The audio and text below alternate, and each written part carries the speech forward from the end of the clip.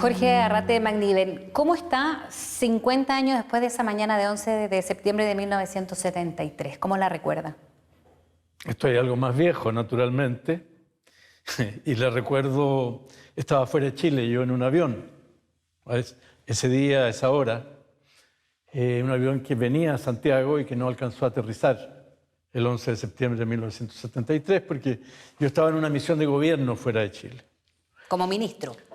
En ese momento no era ministro, sino que era el jefe de Codelco. No sé cómo se llamaría hoy día, si presidente o presidente ejecutivo de Codelco. Y habíamos salido a lo que era una actividad anual, que era la promoción de ventas de cobre. ¿Por qué promoción? Porque había gran parte del mundo a la que el cobre chileno no llegaba por una cuestión política. Antes de 1970-71, el cobre chileno no se vendía a los países de la zona del campo socialista, del sector soviético, ni tampoco a la República Popular China, que es hoy día el principal consumidor. Entonces salíamos anualmente a esa actividad. A mí me tocó salir ese año y no pude volver por un azar del destino. ¿Usted pensaba que en este viaje podría ocurrir algo, no sé si un golpe de Estado, una sublevación, algo que ya había tenido algunas señales desde la oposición o desde sectores de la derecha? No hay duda. Yo recuerdo que yo fui a despedirme del presidente Allende, y esto debe haber sido, empezábamos la actividad el 1 de septiembre o el 30 de agosto, unos días antes, en Tomás Moro, en su casa en Tomás Moro, y conversando en un momento le digo, presidente, la situación es tan crítica que, dígame, ¿salgo, viajo o no? Porque a lo mejor es necesario. No, me dijo, aquí todo tiene que seguir funcionando normalmente. Porque esa era la línea, ¿no? El seguir funcionando a pesar de todas las enormes dificultades que había en ese momento. ¿Cómo recibía las noticias de Chile en ese tiempo? No era como en la actualidad. Me imagino que viajando a bordo de un avión era una sensación de ¿qué? ¿Qué era lo que sentía Jorge Arrate en ese momento? La noticia la recibía por el piloto. Porque sí. El piloto, en un avión en que venía muy poca gente, en esa época ya viajaba muy poca gente a Santiago. El avión era un avión escandinavo y había hecho escala en Buenos Aires. Y veníamos con una compañera que era la gerenta de ventas de Codelco, María Isabel Camus, de regreso, porque habíamos recibido la instrucción desde el Partido Socialista, que era nuestro partido, para regresar a Chile. Y ahí el piloto dijo en un momento, señores pasajeros, yo noté que el avión hacía así, nos devolvemos porque está cerrado el aeropuerto internacional de Pudahuel. O sea, el avión despegó de Buenos Aires cuando estaba abierto y en el transcurso se cerró y el avión regresó a Montevideo. ¿Y de ahí?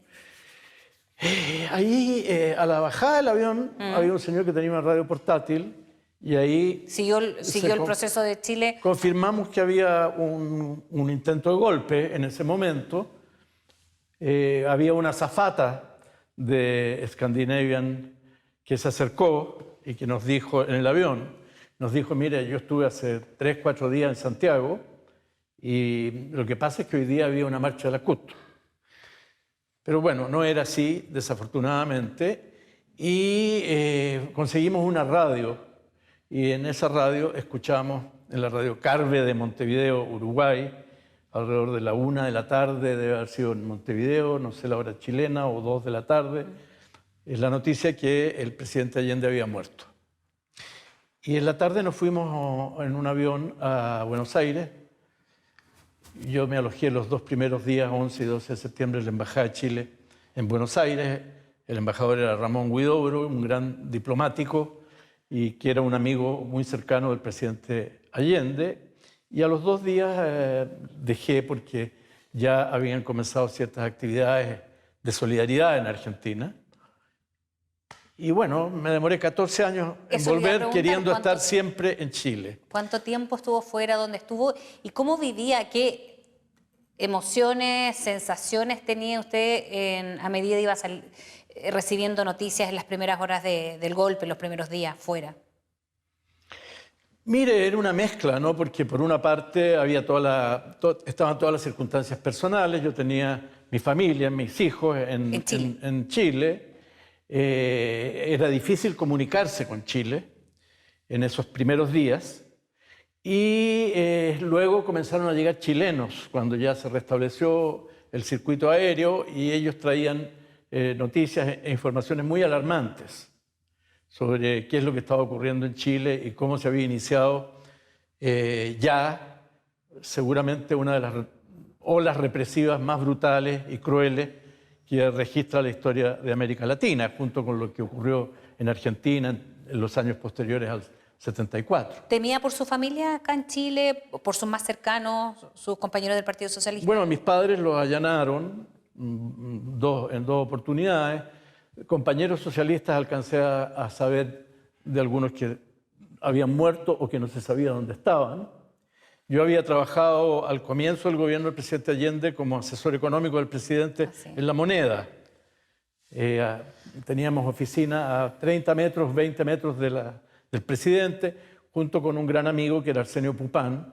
Él era asesor jurídico, yo era asesor económico. Y Arsenio estaba el 11 de septiembre en La Moneda y no se supo nunca más de Arsenio, hasta hoy día. Entonces empezamos a recibir esas noticias muy alarmantes. Por otra parte, a mí me tocó vivir momentos muy emotivos en Argentina, en Buenos Aires, el 11 de septiembre, en la noche. Yo salí a caminar y de repente oigo gritos, bombos, ¿no? Los famosos bombos que usan en los partidos de fútbol los argentinos y en las concentraciones políticas. Y era en la calle Corrientes, de vereda a vereda, de muralla a muralla. Venía una multitud, ¿no? Con carteles, con bombos, con himnos. Y yo creo que es la última vez que en Argentina desfilan juntos. La juventud peronista, los montoneros, el ejército RL, los radicales, la Franja Morada, que se llamaban así en la universidad, los trotskistas, los socialistas. Todo este grupo de convicción democrática se juntó y desfiló esa noche y gritaban una cosa que se me quedó grabada para siempre, ¿no? Decían: chilena, chileno, no arríes la bandera, que aquí estamos dispuestos a cruzar la cordillera. Había un espíritu latinoamericanista que, bueno, a mí me llegaba muy profundamente. ¿Usted qué edad tenía en ese tiempo? 32. ¿Qué sensación le dio cuando ocurre el golpe? Me refiero, muchos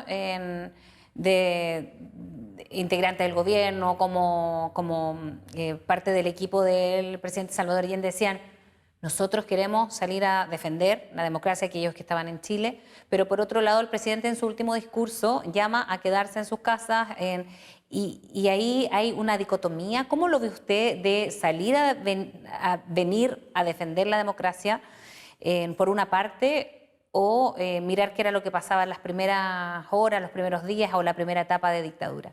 Bueno, hubo actos muy heroicos desde ya. El combate de La Moneda es un episodio único en la historia de Chile, cuando un puñado muy pequeño de unas, no sé cuántos eran, se defienden con metralletas, con pistolas, de tanques y de aviones que lanzan cohetes. Y ponen en juego su vida, porque, bueno, se discutió mucho después si Allende se había suicidado o no. En fin, yo siempre dije, no tiene importancia, porque Allende obviamente estaba dispuesto a entregar su vida. Se defendió con una metralleta y tenían que agarrarlo, sus compañeros lo agarraban de los pies para sacarlo de la ventana donde estaba disparando. Y los que disparaban, supongo que querían matarlo. Cuando uno le tira cohetes, rockets, a un edificio, desde aviones militares, es porque quiere matar a los que están adentro. O sea, ese es un homicidio, hasta ahí un homicidio frustrado, que nunca se ha juzgado en la historia chilena. Pero ahí hubo un homicidio frustrado del presidente de la República y de la gente que estaba dentro de la moneda. Usted ha dicho que el presidente Allende ennobleció la política. Muchos sectores de derecha y desde esa época criticaban, por ejemplo, cuando estuvo en nuestro país el presidente cubano, Fidel Castro, por más de un mes, por no haber llamado a elecciones, por no haber hecho gestos políticos y evitar el golpe. ¿Cómo hasta ahora usted cree que el presidente Salvador Allende pudo haber tenido responsabilidad política en lo que pasó en los años 70, con un país polarizado, con una elección que fue muy reñida y que ya venía, por lo demás, con diferencias ideológicas muy grandes? Mire, en las circunstancias de aquel tiempo, un político como Allende, que se había dedicado a la política durante toda su vida, había sido 4 veces candidato a presidente de la República, como todos los otros que ejercían la actividad política, incluso los que éramos más jóvenes, alguna responsabilidad tenemos en lo que ocurrió, en un sentido o en el otro. O sea, aquí nadie podría declararse que no tiene ninguna responsabilidad. Pero en el caso del presidente Allende, en el gobierno del presidente Allende se respetó estrictamente el calendario electoral democrático. En Chile hubo elecciones cuando correspondía. En 1971, las fuerzas que apoyaban al presidente Allende superaron el 50%. En 1973, en marzo de 1973, un 44%. Siempre se cumplió estrictamente con las normas democráticas. Y además, el presidente Allende, esto es sabido y está demostrado, iba a anunciar el 11 de septiembre en la Universidad Técnica del Estado el llamado a un plebiscito. O sea, las tremendas diferencias que se expresaban en aquel entonces en Chile, país por lo demás en que no es extraño que se expresen tremendas diferencias, más bien lo extraño es que no se expresen con los grados de desigualdad que tiene la sociedad chilena. Bueno, el presidente Allende, frente a esa polarización, decidió llamar un plebiscito y no alcanzó a anunciar el llamado a plebiscito porque sus opositores no querían plebiscito. Probablemente, me dicen algunos, habría perdido el plebiscito el presidente. Es posible que en las condiciones en que estábamos en Chile en ese momento se hubiera perdido. ¿Qué querían los opositores, Jorge? Los opositores querían derrocar a Allende, pero Fresia, esto es tan evidente que es una cosa paradójica, rara. Trataron de derrocarlo antes que asumiera. Antes que asumiera. Y en el año 73, cuando Allende ganó la elección, nadie puede ignorar que el presidente Nixon, que era presidente de los Estados Unidos en ese momento, le dijo a Henry Kissinger, que era su secretario de Estado, está en el capítulo 8 de las memorias de Kissinger, haga chillar la economía. Hay que derrocar a Allende, impedir que asuma, y como no pudieron impedirlo, derrocarlo. Intentaron una vía, llamémosla pacífica. Luego intentaron la vía violenta, que fue a través del secuestro del general René Schneider a fines de octubre, antes de que Allende fuera proclamado por el Congreso. Mataron al general Schneider. Allende fue proclamado por el Congreso y entonces se inició otra etapa en que de lo que se trataba era de desgastar al gobierno del presidente Allende. Yo no digo, para que quede claro, que este es el único factor que influyó en el desarrollo de los hechos, pero es un factor innegable, es un factor macroscópico y eso está escrito y comprobado.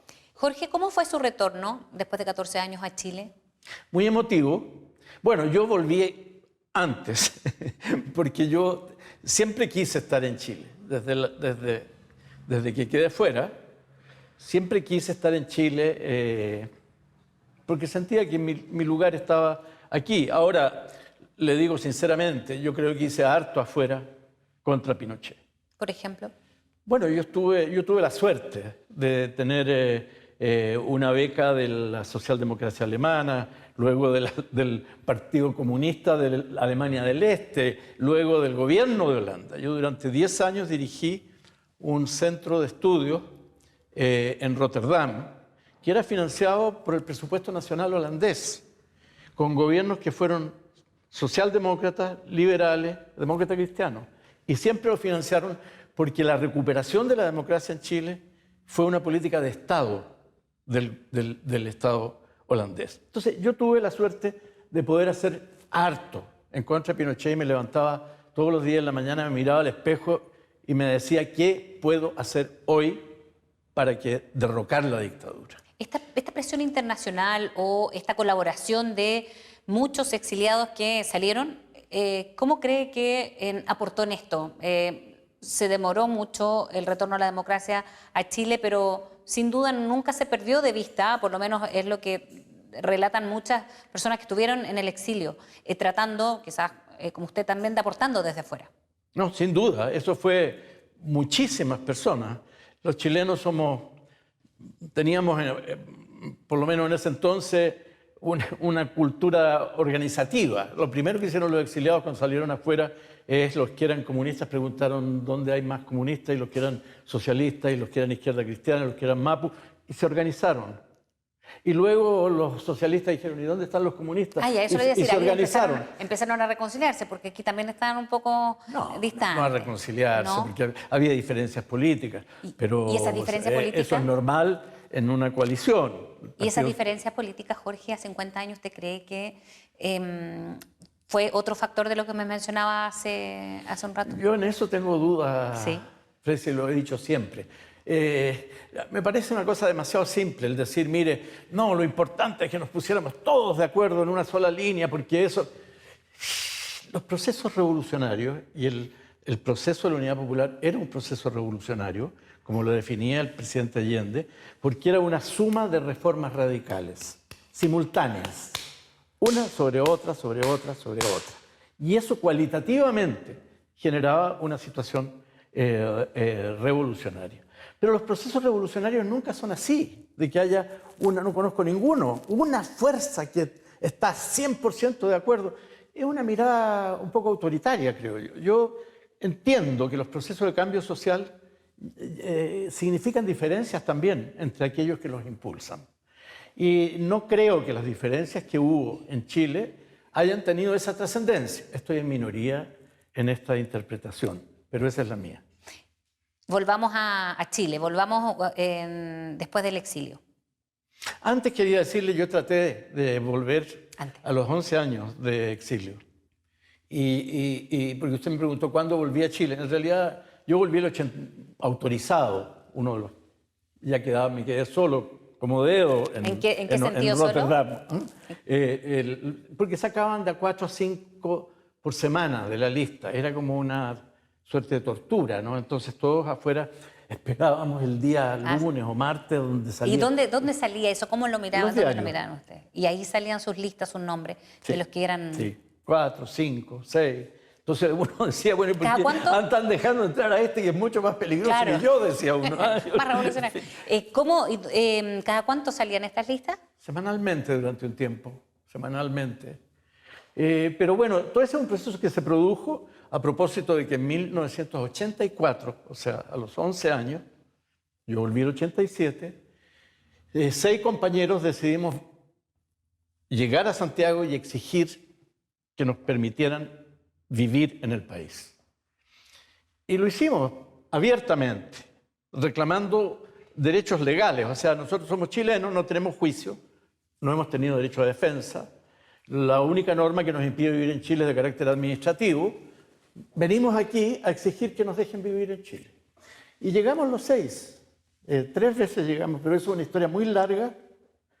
Yo escribí un libro sobre esa historia. Pero se la digo porque en realidad la primera vez que tocamos suelo chileno fue en 1984, pero arriba de un avión porque no nos dejaron bajarnos. O sea, la misma historia del avión. La tierra chilena no... Había un punto ahí en que nosotros sosteníamos que pisando territorio chileno nuestros abogados iban a presentar un recurso de protección. Y por lo tanto la dictadura no dejó que pisáramos territorio chileno, nos mantuvo siempre presos hasta 12 horas, estuvimos arriba de un avión. Air France fue el primero. Cuando uno puede regresar a Chile de nuevo en un avión que no se lo permite, ahí tuvo que posponer nuevamente su regreso. No, regresé. ¿el 84? Exacto. No, el 84 llegamos, nos rodearon vehículos militares. Ese fue el recibimiento. El avión se estacionó en una punta y pidieron los pasaportes en la escalerilla. No había manga en esa época. Había la famosa escalerilla y en la puerta pidieron los pasaportes. Nosotros presentamos nuestros pasaportes, nos dijeron ustedes no pueden entrar. Nosotros dijimos ¿por qué no? Vamos a entrar igual, empujamos. Y el señor que había ahí, que era de investigaciones, me acuerdo que se dio vuelta y gritó hacia atrás, hombres. Y subieron unos tipos que eran gigantes para nuestro tamaño, ¿no? Y que nos agarraron y nos tiraron adentro del avión y ahí empezó 12 horas de lucha por algunos momentos cuerpo a cuerpo, aunque ellos eran mucho más fuertes que nosotros, hay que dejar constancia de eso. Y no pudimos bajar del avión y a las 12 de la noche el avión, que no dejábamos partir nosotros, porque... O sea, fue una lucha constante por todas esas horas en un avión. Sí. Y en un momento le dijimos al piloto, mire, si usted pretende partir no va a poder hacerlo, porque nosotros no nos vamos a sentar ni nos vamos a abrochar los cinturones. Y si usted parte en esas condiciones, nosotros lo vamos a denunciar a todas las organizaciones internacionales de pilotos, usted no va a poder pilotear nunca más un avión. Bueno, nos entraron unos tipos de la CNI y nos redujeron, nos esposaron y nos sentaron a la fuerza a los asientos y partió el avión. Pero llegamos al día siguiente Pero de vuelta. miedo y saber que podía pasar algo ahí del avión a esas alturas, ¿qué sentían? Mire, el cálculo nuestro cuando hicimos eso es que probablemente lo que más iban a hacer era meternos presos. No nos iban a matar. No. No creíamos que nos fueran a matar en el aeropuerto de Pudahuel, pero claro, podríamos estar equivocados, mostraron ser capaces de cualquier cosa. Pero nuestro cálculo era ese, o que nos iban a relegar. En fin, ya era el año 84, habían empezado las protestas. Eso. Realmente había comenzado el desplazamiento, que no fue derrocamiento, pero fue el desplazamiento de Pinochet. Sí, con una presión social fuerte, sí. ¿no? Cuando llega la transición, usted fue el presidente del Partido Socialista en un momento muy crucial de la historia. ¿Cómo fue lo que usted también ha dicho que se vivía y se respiraba un golpismo latente en Chile? Sí, también está comprobado que la noche del plebiscito de 1988, que fue un día del que yo guardo un gran recuerdo cuando triunfó el no, el plebiscito del 88, Pinochet se aprontaba a desconocer los resultados. Se reconocieron los resultados porque otro miembro de la Junta, el general Matei y luego los demás, dijeron sí, aquí ganó el no. Pero había un intento, sin duda, de impedir que se reconociera el triunfo democrático. Entonces, efectivamente, Chile era un país donde, mire, mataron hasta Yécar Neme, cayó el año 87, baleado en la calle. Y hay otros más, porque mataron hasta el final. El decir que no, que aquí hay etapas donde se fue más duro, se fue más blando. Mataron hasta el final y torturaron hasta el final. Jorge Arrate, muchísimas gracias por hablar con CNN. Gracias, Fresia. En el marco de lo que está pasando y de lo que viene, ¿cuáles son tus reflexiones respecto de estos 50 años? Advierto una desinformación extrema en el país en general, porque creo que se han impuesto más que las verdades históricas las consignas.